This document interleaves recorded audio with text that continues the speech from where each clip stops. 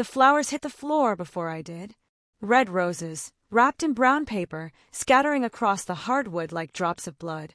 I stood in the doorway of what used to be our bedroom, frozen, watching my fiancé Adam tangled in sheets with my cousin Brielle. The room smelled like her perfume, sweet and heavy, mixed with something else I couldn't name. Betrayal, maybe. Adam pulled away first, his face twisted in annoyance rather than shame. Brielle sat up slowly, her blonde hair messy, a smirk playing at the corner of her lips like she'd been waiting for this moment. She didn't even try to cover herself. My throat closed. I couldn't breathe, couldn't think. The only sound was my heart pounding in my ears, loud and painful. Adam swung his legs off the bed and grabbed his shirt from the floor. "Mia, stop being so dramatic," he said, his voice flat and cold. That's when something inside me shattered. Not my heart, that had already broken. Something deeper. The part of me that still believed I mattered to him. I turned and walked out. My legs moved on their own, carrying me down the hallway, past the kitchen where we'd eaten breakfast that morning, past the living room where we'd planned our wedding just 3 weeks ago. My hands shook so badly I could barely grip my car keys. The front door slammed behind me, but I didn't remember closing it. Outside, the air was cold and sharp. November in the city always felt like that, biting and unforgiving. I made it to my car before my knees gave out. I caught myself on the hood, gasping, trying to pull air into lungs that wouldn't expand. Across the street, our neighbor Mrs. Palmer stood on her porch holding a watering can. She looked at me, saw the tears streaming down my face, then quickly turned away and went inside. That hurt almost as much as what I'd just seen. Even strangers could see I wasn't worth helping. I slid down against the car door and sat on the cold pavement. My whole body trembled. I felt hollow, like someone had reached inside and pulled out everything that made me real. I sat there for what felt like hours but was probably only minutes. The sky turned darker. Streetlights flickered on one by one. Inside my head, a voice kept repeating the same words over and over. He threw me away like nothing. Like I was a piece of furniture he'd grown tired of, something easy to replace. But sitting there on that cold pavement, something else started growing in the hollow space where my heart used to be. Not anger. Not yet. Something quieter but stronger. A promise to myself. This is the part he never expected, I thought. The part where I become someone he can't even reach anymore. I pulled myself up using the car door handle. My legs still felt weak, but they held me. I got in the car, started the engine, and drove away from the house we'd shared for 2 years. I didn't look back. Not because I was strong. Because if I looked back, I might have turned around, and I knew I couldn't survive that. My name is Mia Caldwell, and I spent most of my life trying to disappear. I was the girl who sat in the back of classrooms, who never raised her hand even when I knew the answer, who apologized for taking up space even in rooms where I belonged. My mother used to say I was thoughtful. My teachers called me mature for my age. What they really meant was quiet, agreeable, easy to overlook. I became an expert at reading rooms and adjusting myself to fit whatever people needed. If someone wanted me to be cheerful, I smiled. If they needed me to be understanding, I listened without complaint. I thought that's what love looked like, making yourself smaller so other people could feel bigger. Adam seemed to appreciate that about me at first. He called me his peace, his calm in the storm. I didn't realize until much later that what he actually wanted was someone who wouldn't challenge him. Someone who wouldn't ask questions or demand answers. Someone who would simply exist in the background of his life, grateful for whatever attention he chose to give.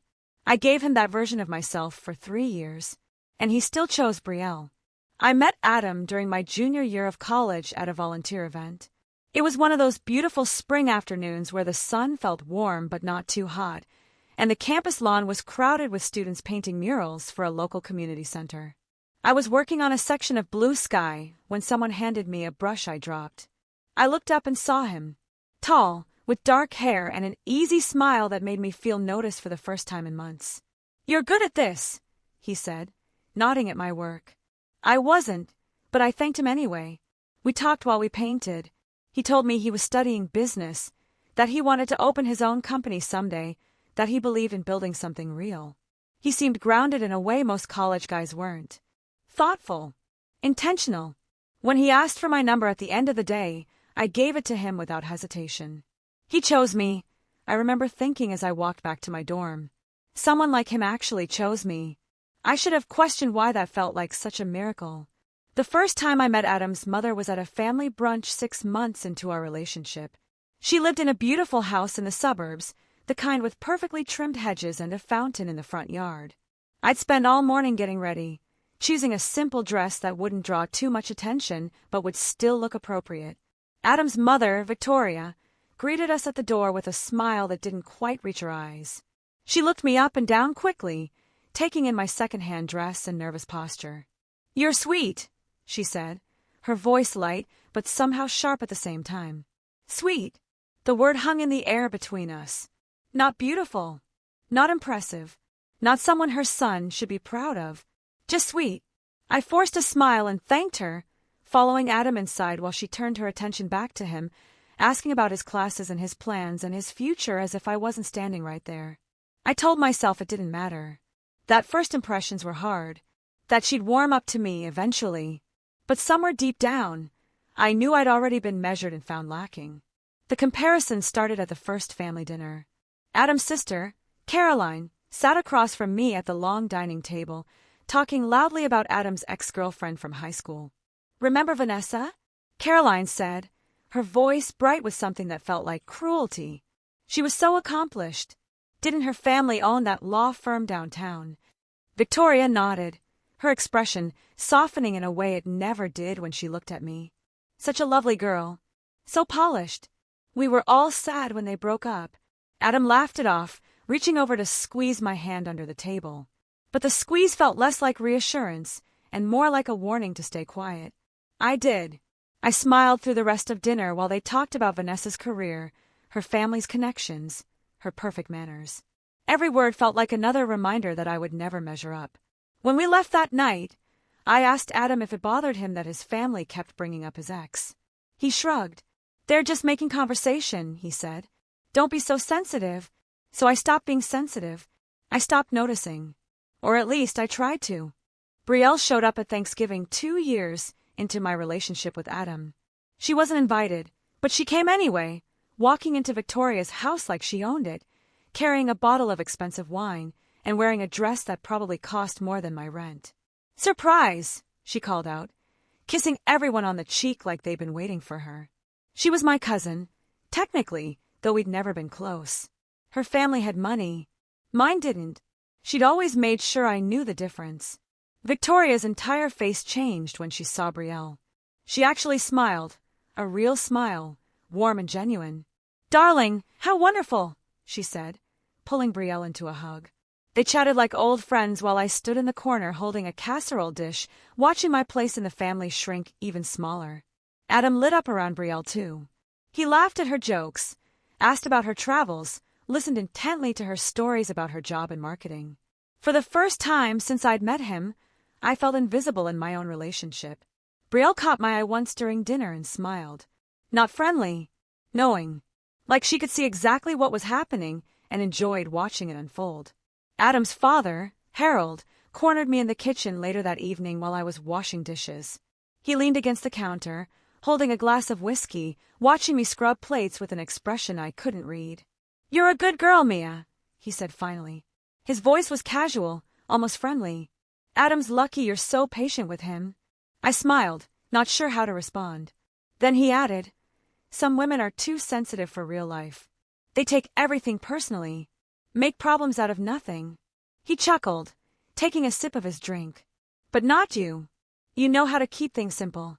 Laughter erupted from the dining room. Someone had told a joke I hadn't heard. Harold raised his glass toward the sound. "That's what makes a good partner," he continued. "Someone who doesn't complicate things." I nodded and kept washing dishes, my hands moving automatically even though I could barely feel them. Inside my chest, something tight and painful was forming, but I pushed it down. I'd gotten good at that. Pushing things down. Making myself smaller. Not complicating things. It would be a long time before I realized that not complicating things really meant accepting whatever they decided I deserved. The shift in Adam started slowly. At first, I convinced myself I was imagining it. He started texting less during the day. When I asked about his evening plans, his answers became vague. Just studying with some people from class. Working on a project. Catching up with friends. Our date nights, which used to happen every Friday, started getting canceled. He'd text me an hour before we were supposed to meet. Something came up. Rain check. I always said yes. Always understanding. Always patient. One night, I drove to his apartment to surprise him with dinner. I'd made his favorite pasta, the recipe his mother had given me months ago. When I knocked, he opened the door only halfway, blocking my view inside. "This isn't a good time," he said. His voice was cold, annoyed. "I told you I was busy tonight. You didn't tell me anything," I said quietly. "Well, I'm telling you now. Don't create problems, Mia." He closed the door. I stood in the hallway holding that stupid pasta, feeling my face burn with humiliation. I should have left then. Should have seen what was happening. But instead, I went home and blamed myself for not texting first. Brielle's social media became impossible to ignore. Every few days, she posted something new. Photos of fancy dinners with captions like, "Finally being appreciated." Sunset pictures tagged with being seen for who I really am. Close-ups of flowers with, "When someone actually puts in effort." Each post felt aimed at me somehow, even though she never mentioned my name. I found myself checking her page obsessively, scrolling through her perfect life, comparing it to mine. She looked happy, glowing, like she'd found something I'd been searching for my whole life. One night, I showed Adam one of her posts. "Does this seem weird to you?" He barely glanced at his phone. "Brielle's always been dramatic," he said. "Why do you care so much about what she posts?" "I don't," I lied, but I did care. Because somewhere in my gut, I knew those posts weren't random. They were messages, and the uneasy feeling that had been building in my chest for months was starting to solidify into something I couldn't ignore anymore. I was losing him. Maybe I'd already lost him. And everyone except me seemed to know it. Our anniversary was coming up. 3 years together. Adam had been distant for weeks, but I convinced myself this would fix things. A grand gesture. Something meaningful. I spent 2 weeks creating a scrapbook by hand. I printed photos from every important moment in our relationship. Our first date at the coffee shop downtown. The night he told me he loved me. The day we moved into our apartment together. For each photo, I wrote a small note explaining what that moment meant to me. How he made me feel. Why I loved him. I poured everything into that book. Every hope. Every dream. Every desperate wish that we could go back to who we used to be. The night before our anniversary, I wrapped it carefully in blue paper, his favorite color, and placed it on the kitchen table where he'd see it first thing in the morning. I imagined his reaction, the way his face would soften, how he'd pull me close and tell me he'd been distant, but that was over now. How we'd be okay again. I fell asleep believing that book could save us. I woke up to find it exactly where I'd left it. Unopened. Adam had already left for class. The text came 3 days later while I was at work. My phone buzzed during a meeting. I glanced down and saw Adam's name. "Can't wait for tonight. Wear that dress you wore last time." My stomach dropped. I didn't own the dress he was talking about. I'd never worn anything he described that way. I stared at the message, reading it over and over, trying to make it make sense. Then I watched as the little text bubble appeared again. 3 dots bouncing. Then nothing. The message disappeared. Deleted. Gone. I sat through the rest of the meeting in a daze. When I got back to my desk, I texted him. "What dress?" He responded immediately. "What?" "Your text. About the dress." "Oh, that. Sorry. Wrong person. Was joking with a friend about a costume party." My hands were shaking. I wanted to believe him. Needed to believe him. So I did. I typed back, "Okay," and put my phone away. But that night I couldn't sleep. I kept seeing that message. "Wear that dress you wore last time." Who wears specific dresses to costume parties? Who talks to friends that way? I knew the answer. I just wasn't ready to face it yet.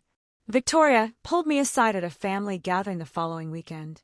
We were standing in her garden, surrounded by roses she'd spent years cultivating. The sun was setting, casting everything in gold light. It should have been beautiful. Instead, it felt like the end of something. "Mia," she said, her voice softer than usual, almost gentle.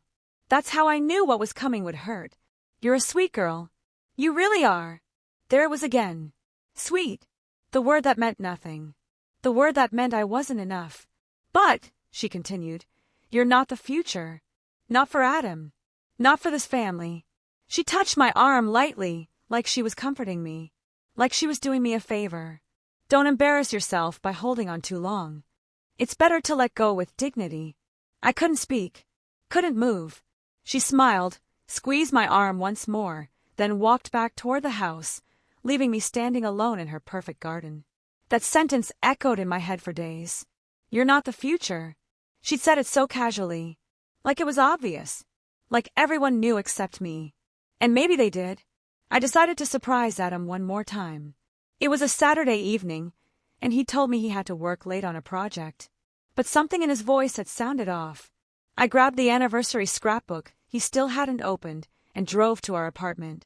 Maybe if I showed up, if we actually talked face to face, things would finally click back into place. I used my key to let myself in quietly. The lights were dim. Soft music played from the bedroom. 2 wine glasses sat on the coffee table. The apartment smelled like Brielle's perfume. My body went cold.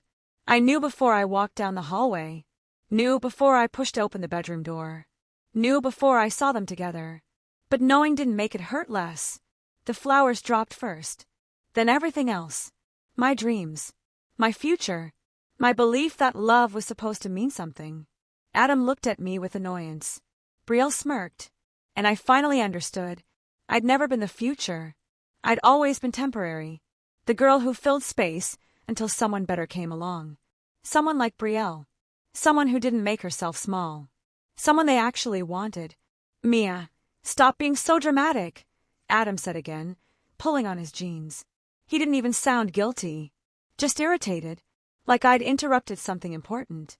Brielle sat up in bed, wrapping the sheet around herself with a smile that looked almost victorious. We didn't mean for you to find out this way, she said. Her voice was syrupy. False. But honestly, this has been coming for a while. I looked between them.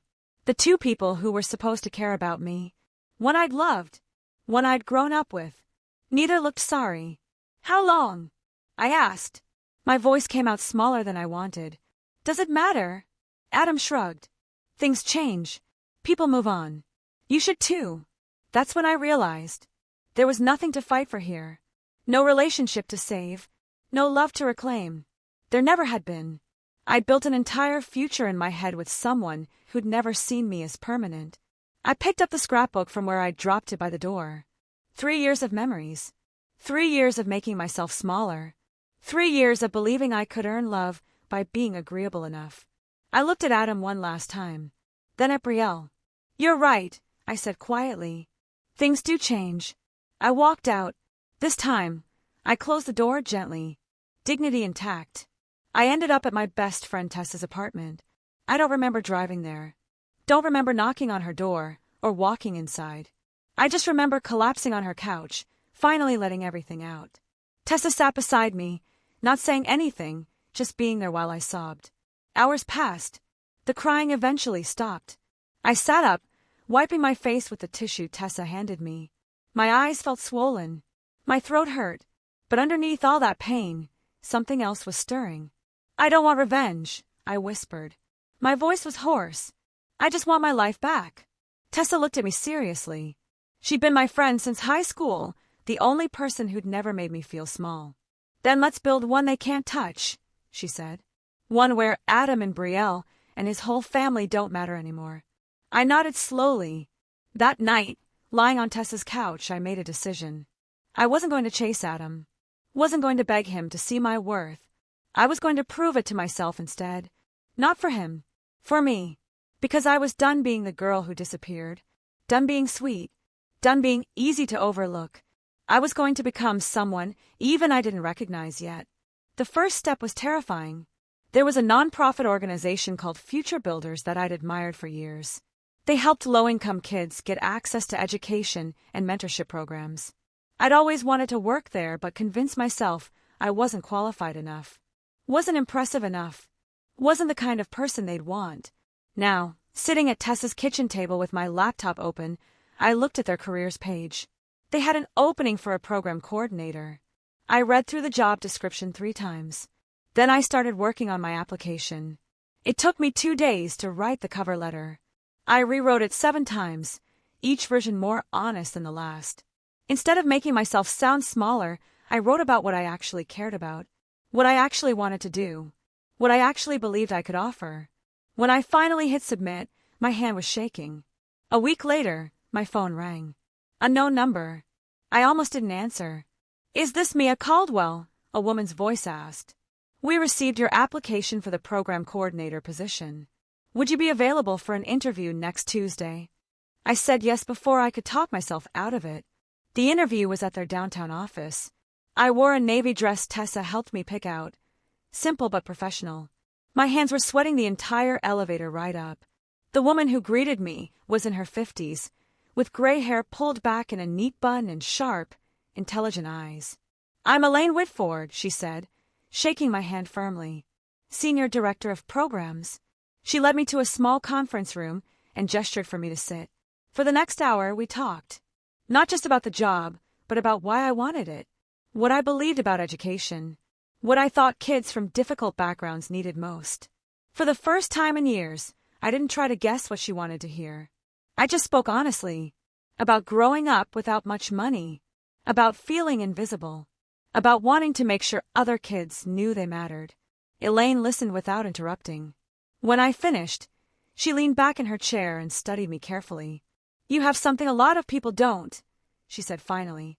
"You understand what it feels like to be overlooked. That makes you valuable here." 2 days later, they offered me the job. I cried when I got the call. Not sad tears. Relief. Starting at Future Builders changed everything.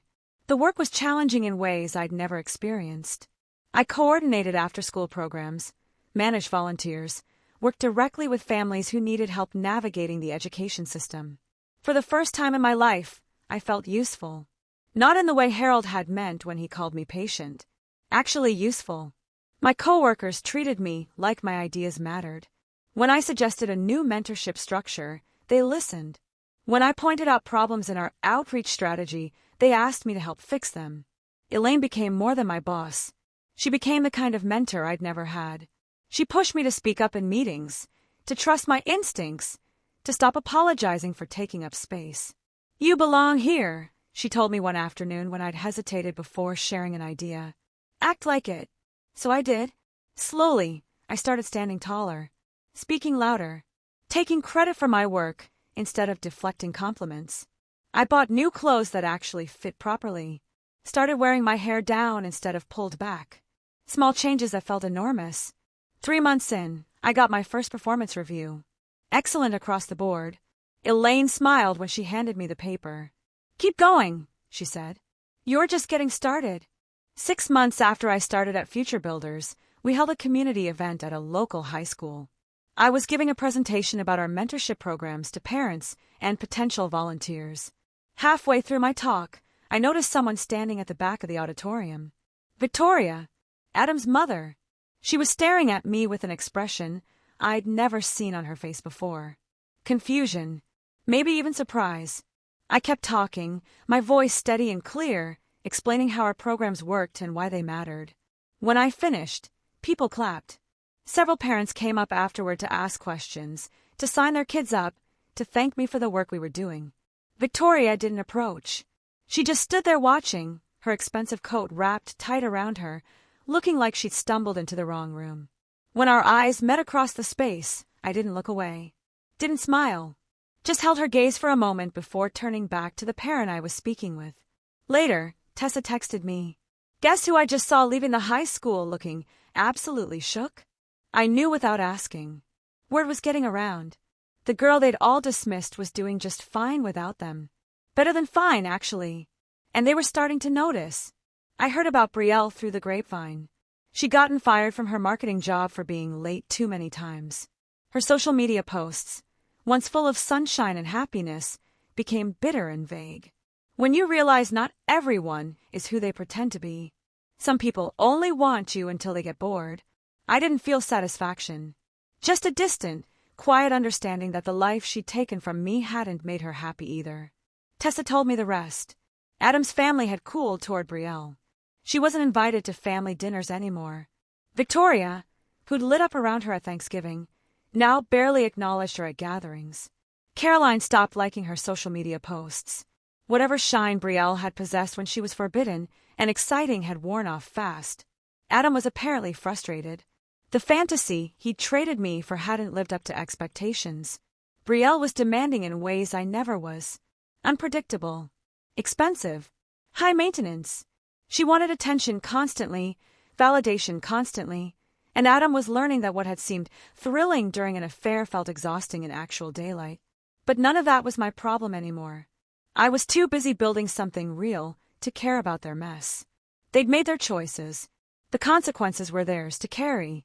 The breaking point for Adam came at a mutual friend's birthday party.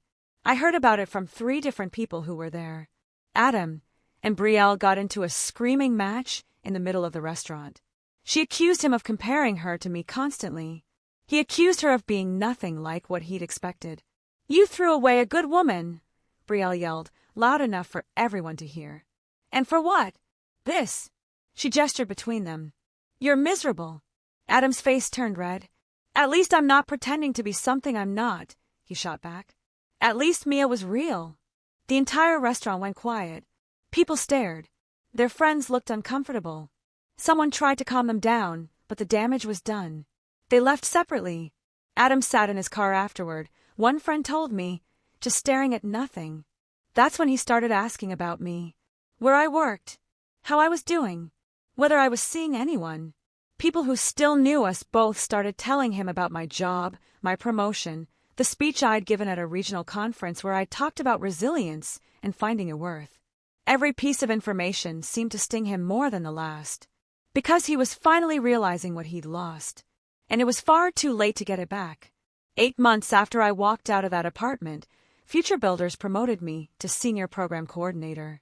They also invited me to speak at a regional conference about youth development programs. I spent weeks preparing that speech. It wasn't just about work. It was about everything I'd learned since the night I found Adam with Brielle. About feeling invisible and learning to be seen. About letting go of people who didn't value you. About building a life that felt real instead of performing one that looked acceptable. The conference was held in a hotel ballroom downtown. 200 people attended. When I walked onto that stage, I felt my heart racing. But the moment I started speaking, something settled inside me. I talked about the kids we serve who felt overlooked by the system. I talked about teaching them their voices mattered. And I talked about learning that lesson myself. Sometimes the people who should see your worth are the last ones to recognize it, I said. And that's okay, because your value doesn't decrease based on someone's inability to see it. The room was silent. Then, slowly, people started standing. A standing ovation. Elaine stood in the front row, tears in her eyes, smiling. Afterward, she pulled me aside. "You have no idea how far you're going," she whispered. For the first time in my life, I believed her. The charity gala happened 3 months later. Future Builders was hosting it to raise funds for expanding our programs.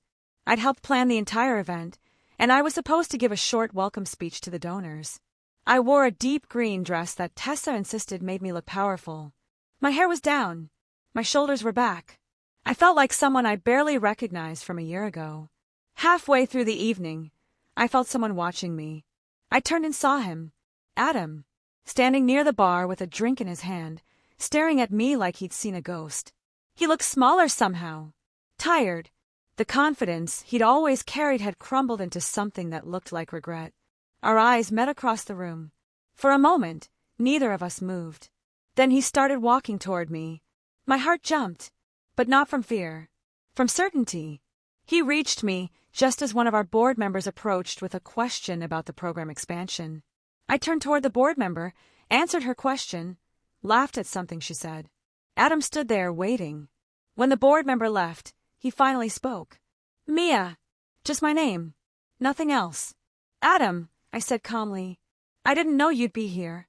"I work here," I said simply. "This is my event." He looked around at the room full of people who respected me, at the banners with my organization's name, at the version of me he'd never bothered to see when we were together. "You look," he paused, searching for words. "You look amazing. You seem really happy." "I am," I said. And I meant it. He opened his mouth to say something else. Maybe to apologize. Maybe to ask if we could talk. But one of my coworkers called my name from across the room. I smiled at Adam. Not cruel. Not angry. Just finished. It was good seeing you, I said. Then I walked away. Back to my team. Back to my life. Back to the version of myself I'd built without him. He stood there watching me go. Unreachable now. Unbroken. Unstoppable. He threw me away like nothing. But losing me taught him the one lesson I didn't have to say out loud. Never underestimate the woman who learned to rise without you.